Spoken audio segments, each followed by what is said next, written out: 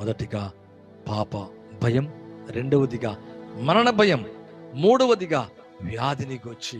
అవును ప్రియులరా, మరి అనేక రకాల వ్యాధులు ఈరోజు, ఆ వ్యాధి ఎక్కడికి తీసుకెళ్తుంది? మరణానికి తీసుకెళ్తుంది, గోతులకు తీసుకెళ్తుంది. అవును, ఏ వ్యాధి అవుతుందో ఏసే దాన్ని స్వస్థపరచును గాక.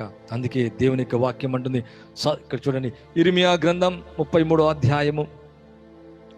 ఇర్మియా గ్రంథం బైబిల్లో కనుక చూస్తే మరి 33:6 కనుక చూసినట్లయితే చక్కటి మాట ఉందండి. 33:6, నేను దానికి ఆరోగ్యమును స్వస్థతను మరలా రప్పించుచున్నాను, వారిని స్వస్థపరచుచున్నాను, వారికి సత్య సమాధానాలు సమృద్ధిగా బయలుపడుతున్నాం. ఆయన పొందిన దెబ్బల చేత మనకు స్వస్థత అంట. అవును, ఆయన గాయాల ద్వారా స్వస్థత. ఈరోజు నీ వ్యాధిని స్వస్థపరచబోతున్నాడు. వ్యాధిని గురించిన భయం అనేకులు బైబిల్లో చూస్తే పక్షవాయు గలవాన్ని, గుడ్డివాణ్ణి, కుంటివాణ్ణి, మూగవాణ్ణి, చెవిటివాణ్ణి దేవుడు బాగు చేసి